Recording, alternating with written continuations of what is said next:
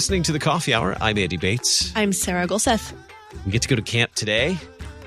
I love it. I love going to camp. I've never been to camp. You know what?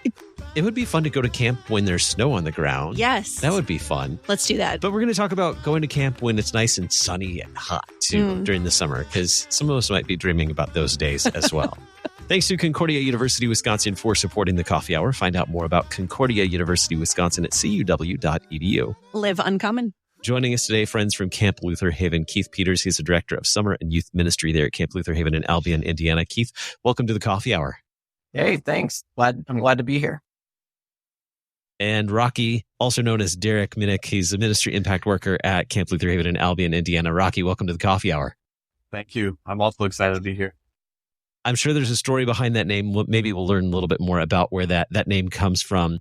But before we even get into your experience as a camp staffer, what was your first camp experience that you remember? When did you first encounter camp? Yeah, I started coming to camp in fourth or fifth grade. We came up for a family weekend. So my whole family came up. And then after a few years, I was super excited about camp and I really wanted to come to the youth camp. So I started coming as a youth camper. And then I've been coming every summer since. That's very fun to have something that long in your life. What do you remember about your first years at camp? What were some of your experiences? I think some of the most fun memories were the games and the activities. As a young boy, I really enjoyed organized sports like basketball and football. I played a lot of, but getting to play garbage ball and capture the flag and Eagle's Nest, all these like different games that are still a lot of fun, but just like new activities was super exciting as a kid. And getting to be here and hanging out with kids my own age, but also like college students, you felt pretty cool. Okay, so you listed a few games there that people might recognize, but perhaps a few games that people might not recognize, one of them being garbage ball, which I did get to play garbage ball this summer at Father-Son weekend. But perhaps, Rocky, you could unpack that, why that might have been enjoyable for you as a young boy. Yeah, so garbage ball is a lot of fun. Camp's favorite for sure. It functions kind of similar to Ultimate Frisbee in terms of rules on how to move the ball. So if you have the ball in your hand, you can't really run with it. You have to pass it or try to score. And the way you try to score in garbage ball is by throwing it to your teammate who is standing in your garbage can. And if they catch the ball, then your team scores a point and then you join or you jump in the garbage can and your teammate joins the rest of the team in the field of play.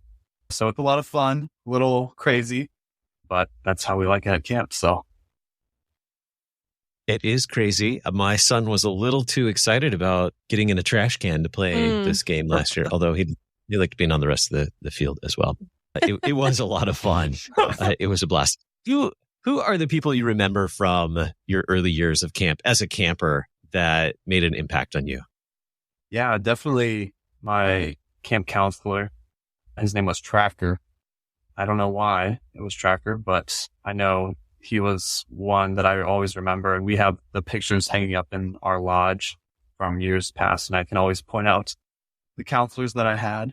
So he was a big influence. And the high school volunteer that we had in our cabin was also a pretty big influence. Eventually he would be on staff.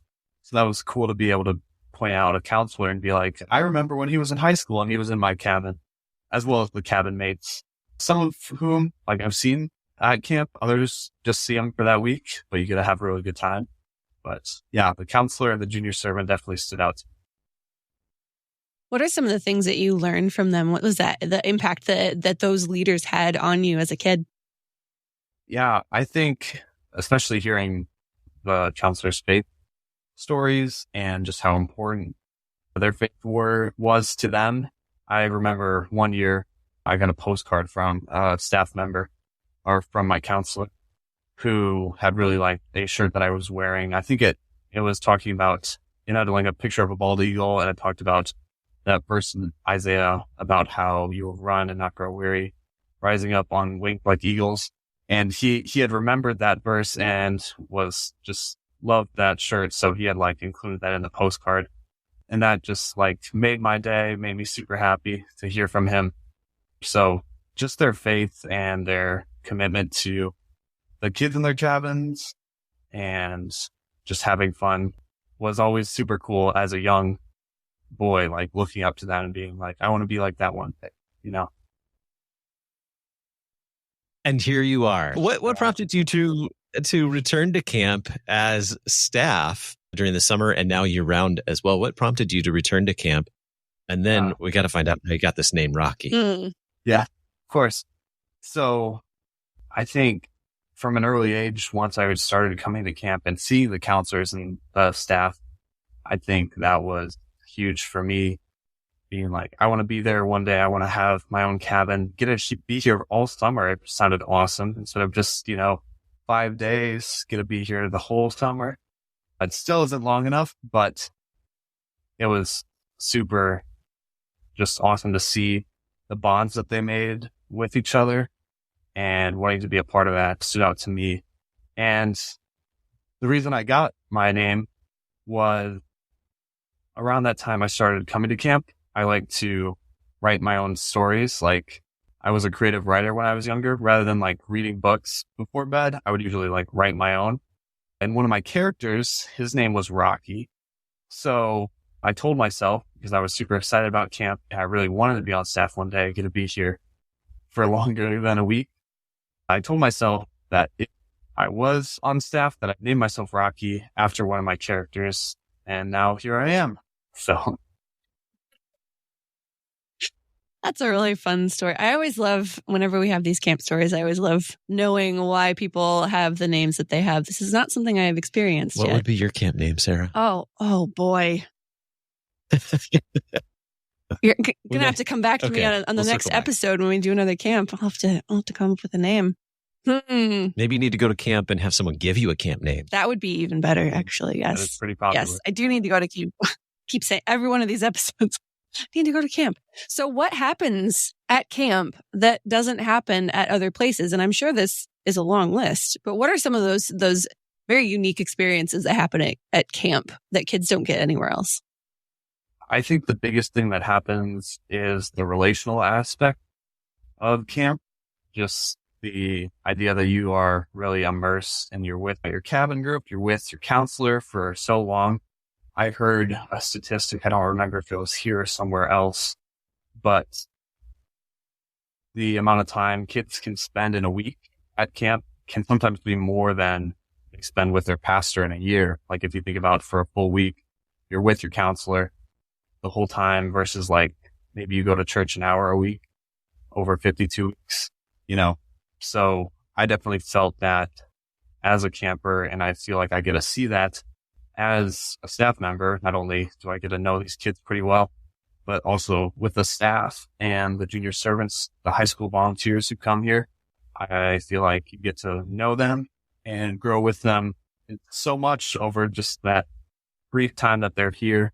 But then it's not just after they leave, but when they come back, or sometimes you run into them outside of camp, and that's always super cool to see them and grow with them in that way. But the relational aspect of camp is just something that I haven't seen anywhere else, really.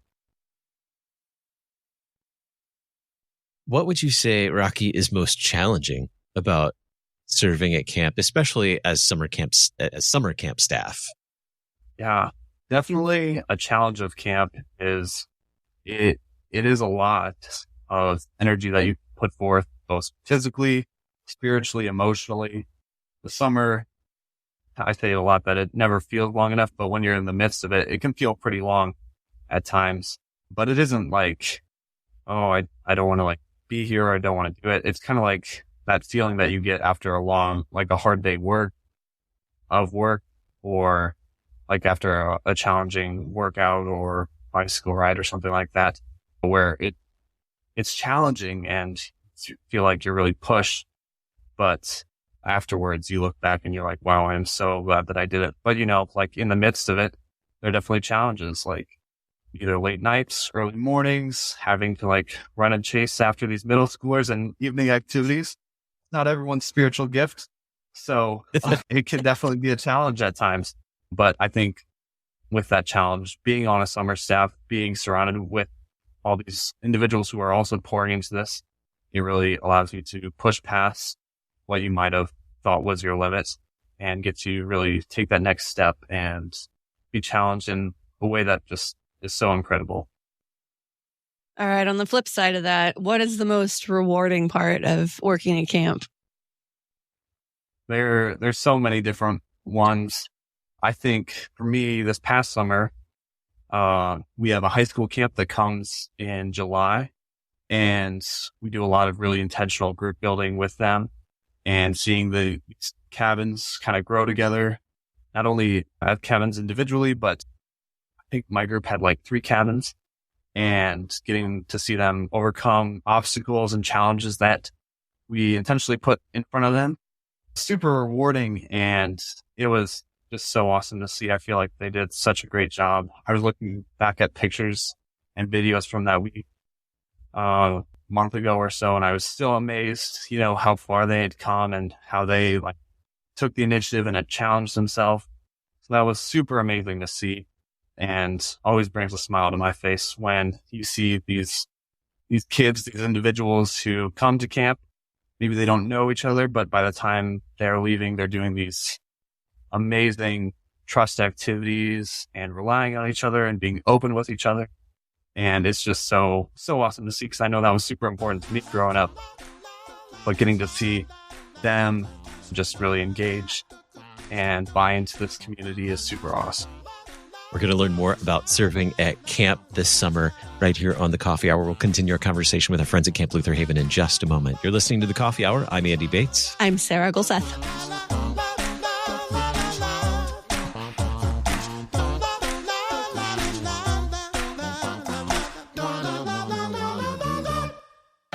At Concordia University, Wisconsin, we believe you were created for a reason: to use your God-given gifts to help others. To live a life of self-sacrifice in a me-first world. To live a life that's uncommon. Whether you're taking one of 50-plus online programs or learning with us in person on the shores of Lake Michigan, you'll be equipped to make an uncommon impact. Learn more at cuw.edu. Concordia University, Wisconsin. Live uncommon.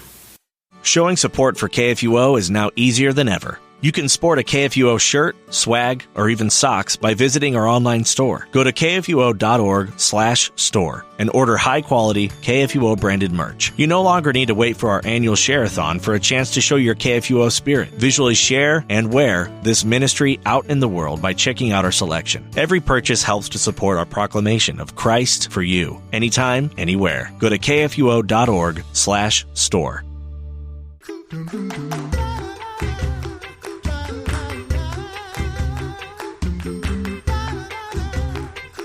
Welcome back to the Coffee Hour. I'm Andy Bates. I'm Sarah Golseth. I almost said welcome back to camp. I mean, it is kind of. Welcome back to the Camp Coffee Hour. We're talking with our friends at... That sounds fun. Ooh. Let's do that. We're talking with our friends at Camp Lutherhaven in Albion, Indiana. We're talking with Rocky, who is the ministry impact worker at Camp Lutherhaven and has served on summer staff there as well. Keith Peters is the director of summer and youth ministry at Camp Lutherhaven. Keith, what's your story? How did you get connected with camp? Yeah, I grew up in Oklahoma, and that's where my family is. And we would spend our Labor Days at Camp Lutherhaven, the Lutheran camp in Oklahoma, in case you didn't catch that. And then we would go there on Labor Day weekends, and my family had a tradition of going way back since my dad was a kid. And that's how I got connected at camp. I really didn't know about summer camp and spending a week there until I actually chose to go and volunteer as a counselor in training there. And so that's probably the memory I have the most fresh of what a summer camp experience was. And I met my best friend that week, and still my best friend to this day. It's just so many cool experiences. Probably the memory that sticks out was seeing who became my best friend asleep on a couch in a corner with this weird army camouflage hat on. He had a Jim Morrison pin on his hat, and he had this long hair and these shades that he was wearing, and he had velvet shorts on. This guy was weird, but very opposed to me. I was nothing like that. But it was just cool to connect with someone like that and to find connection and meet your best friend by choosing to do camp. So yeah, that's probably the thing that stands out to me. I love all these camp stories. So what is it that kept bringing you back to camp? Well, that week was incredible as a counselor in training. And so part of that was after you did that week, you would get to come back and serve as part of the staff volunteers. And so I love camp and coming and doing that stuff. So I got to go on all these canoe trips with the campers and be in a cabin with campers and do all the fun camp stuff. Also, I got to do dishes, which was awesome. I loved doing dishes at camp.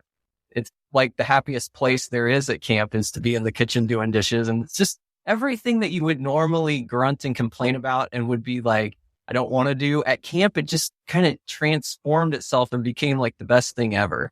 And you just had a lot of fun doing it with others who were right there with you. So I couldn't get enough of it. I just kept coming back. I volunteered every week I could that summer, and then got hired to come back as a junior servant that next summer. And I was there all summer at the high schooler on summer staff, and then just kept coming back year after year. That summer as a junior servant, I remember during staff training, walking up to the camp director, John, and saying, how do I do this? How do I do this as a career? How do I get into this? You got to tell me what the secret sauce is, because I want to do this for my life. And so that set me on a path to continue every summer to dedicate myself. I actually lived at Lutherhaven while I went to college as well and served there through the school year.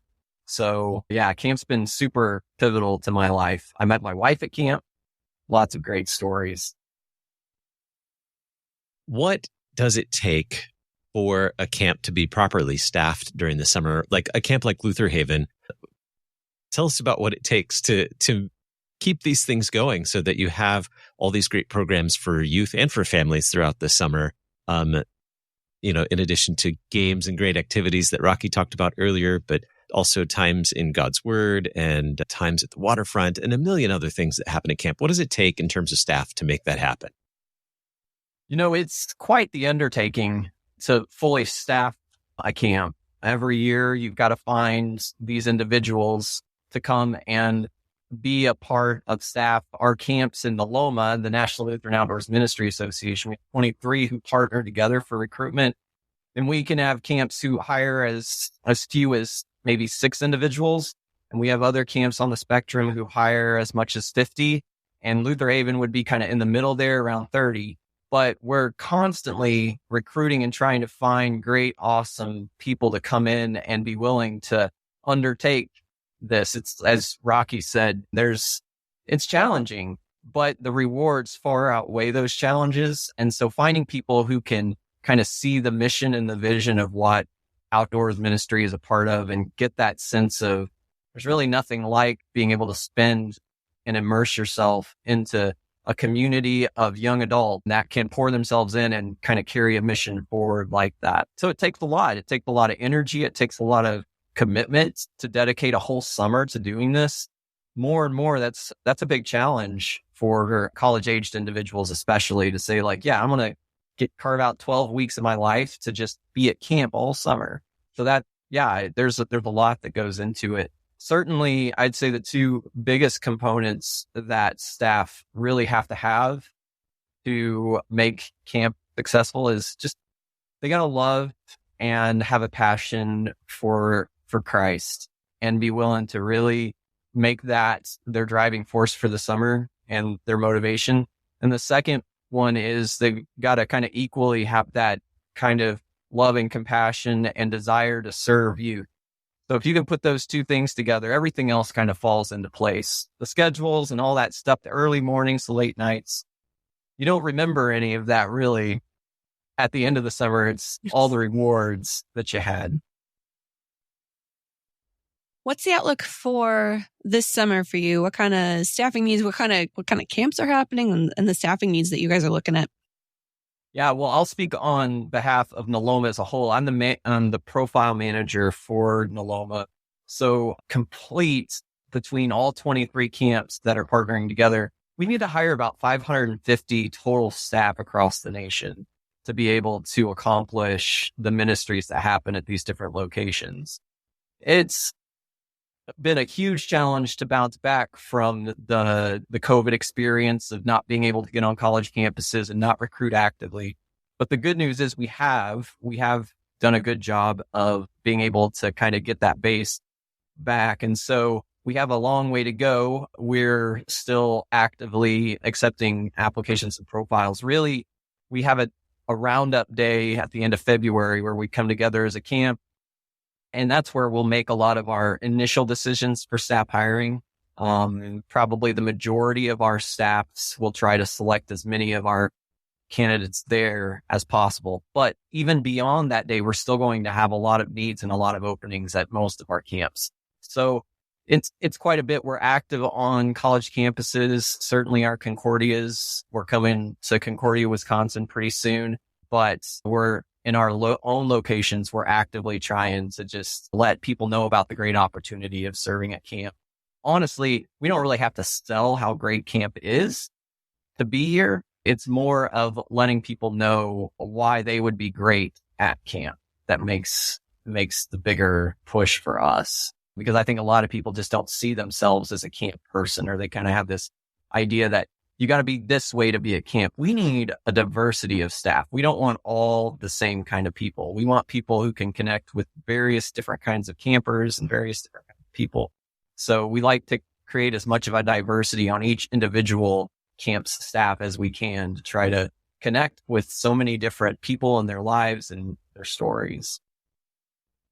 We've talked a bit about being a camp counselor, having responsibility of a whole cabin, a group of youth for, a week at a time, typically. What are some other roles that happen at camp that you'll be recruiting for? Yep. Well, Rocky has been on our program team here at camp, which is our leadership team, the summers that I've been here at Lutherhaven. Prior to that, he's been a counselor. But then outside of some of those program roles and those leadership roles, we need everything from kitchen help to lifeguards to anyone who can play guitar and lead songs and all those kind of things. So waterfront, kitchen, maintenance, first aid coordinators. We hire someone who handles that for the summer in conjunction with a volunteer nurse that comes in. So there's all these things that a camp has to do. Some camps will be looking for people specifically to help with housekeeping and stuff like that. So there's just any number of opportunities to be at camp and to take part in the ministry that's happening. One of the unique things that camps have really had to do in terms of positions is there's a support staff position that a lot of camps hire now that's a media coordinator, so that they can take the experience home to the parents a little bit through the week, and they can see and keep up a little bit with what's happening at camp through photos and videos and stuff like that. So camps really have to be kind of a jack of all trades, a many-headed monster to try to make this thing work, and to let people know, what's going on here and get people connected through these different positions. So yeah, there's a lot that we end up having to try to figure out with the various positions that we have. Certainly counselors make up the bulk of what we do, but we definitely have a good percentage of staff we hire that are not counselors. So what are the details for applying? What do people need to know to apply for these positions and to prepare for a summer at camp? Well, to apply, they can go to NLOMA.org, NLOMA.org, and down at the bottom, you'll find an employment drop down, and you just click on summer. And then there's an online application that you can, or profile that you'll fill out, and that will ask you various questions like, what camp are you interested in serving at? You can pick a first choice camp, a second choice camp. You can pick some regions across the country, or you could just say, hey, I'll go anywhere. So those are some of the things that you could start. The profile's very simple to fill out. And then after you fill that out, the first choice camp will contact you if you put a first choice camp down, and they'll reach out about an interview and setting up those things with you directly. In terms of preparing for camp, like if someone is very interested in wanting to do this, a couple things I would say. Rocky mentions the energy level that's necessary for this. In order to do that effectively, you really got to come into camp in a healthy place. That includes being ready for the physicalness of camp. It's a lot of walking, it's a lot of energy, it's a lot of running, it's a lot of swimming. It's, you're constantly moving from activities, and the emotional energy that it takes to constantly be engaged with campers and pour into them. And that's true whether you're a counselor or whether you're like Rocky on program, making sure you've got the energy to keep the staff encouraged and healthy. So really making sure that you personally are in a healthy spot and that you're prepared to be able to pour into people. The last thing that, you would need is to come into a camp scenario where you're looking to basically have people pour into you and be filled the whole time, because that's just going to be a drain on the camp scenario. So really making sure that someone's coming in prepared for what they're undertaking is the best preparation I could say for someone. Very good. NLOMA, NLOMA.org. Great website to check out if you're interested in serving at a camp this summer. Our guest today, Keith Peters, Director of Summer and Youth Ministry at Camp Lutherhaven in Albion, Indiana. Keith, thanks so much for being our guest. My pleasure. And Rocky, Ministry Impact Worker at Camp Lutherhaven, thanks so much for being our guest today. Thank you guys for having us. You've been listening to The Coffee Hour. I'm Andy Bates. I'm Sarah Golseth. The Coffee Hour with Andy and Sarah is a production of KFUO. To support the Coffee Hour and KFUO Radio, visit KFUO.org. You can also text KFUO to 41444 or send an email to gifts@KFUO.org. And you can call us at 800-844-0524. KFUO. Christ for you, anytime, anywhere.